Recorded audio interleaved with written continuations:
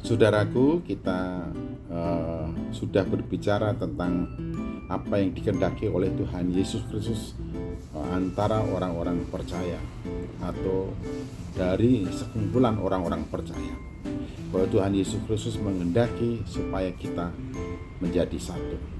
Setiap orang percaya dari berbagai latar belakang, baik itu latar belakang sosial, budaya, ekonomi, maupun latar belakang suku, bangsa, dan etnisnya.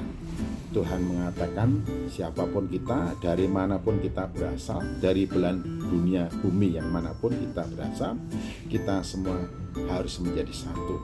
Artinya ketika kita duduk bersama dengan orang-orang seiman dari berbagai suku bangsa, dari berbagai etnis, dari berbagai bangsa, kita berada pada perintah Tuhan, yaitu supaya kita menjadi satu.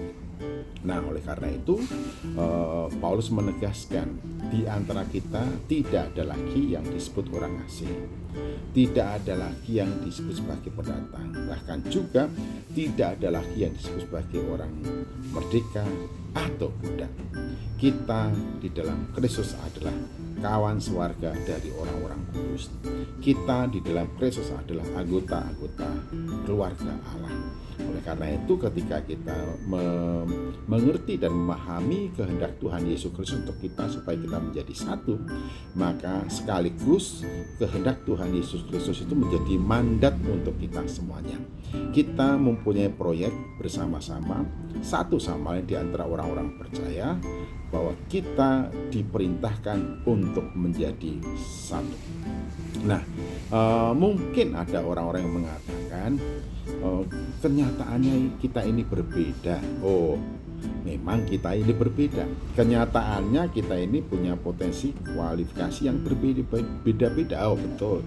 Kita mempunyai karunia-karunia yang berbeda. Talenta-talenta kita juga berbeda. Bahkan untuk seseorang yang mempunyai talenta yang sama, bakat yang sama, tapi kandungan bakat dan talenta seseorang yang punya bakat talenta sama belum tentu juga sama.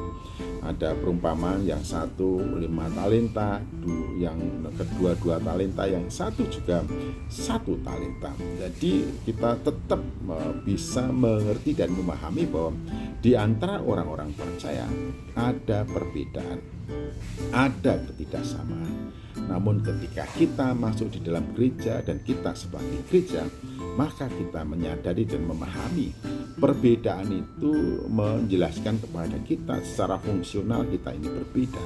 Tetapi secara keanggotaan kita ini adalah anggota-anggota tubuh Kristus.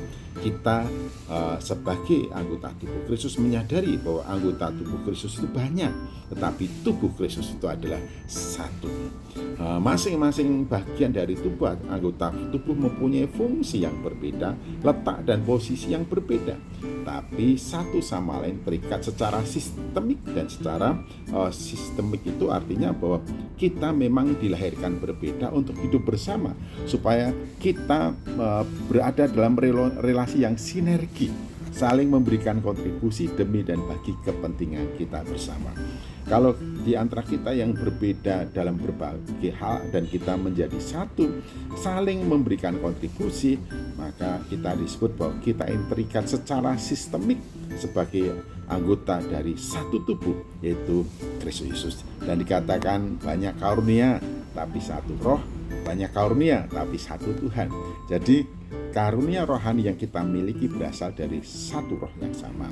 Karunia rohani yang dianugerahkan kepada kita untuk mengabdi kepada Tuhan yang sama, yaitu Tuhan Yesus Kristus. Dalam hal inilah maka kita paham mengapa Tuhan Yesus Kristus memerintahkan kepada kita dan menginginkan kita semua menjadi satu. Hubungan yang harmonis di antara kita, ikatan yang harmonis di antara kita, kesatuan di antara kita menjadi bukti bahwa kita ini melakukan seperti apa yang Tuhan Yesus perintahkan, bahkan menjadi bukti bagi dunia ini, sehingga dunia mengenal bahwa yang mengutus yang berada di belakang kita, yang mengasihi kita adalah Tuhan Yesus Kristus. Dan dunia akan tahu dari manakah Yesus Kristus itu datang. Jadi dengan kita bersatu, menjadi satu sebagai orang-orang yang seiman di dalam Tuhan Yesus Kristus, kebersatuan kita itu menjadi kesaksian kepada dunia ini bahwa Yesus Kristus adalah juru selamat.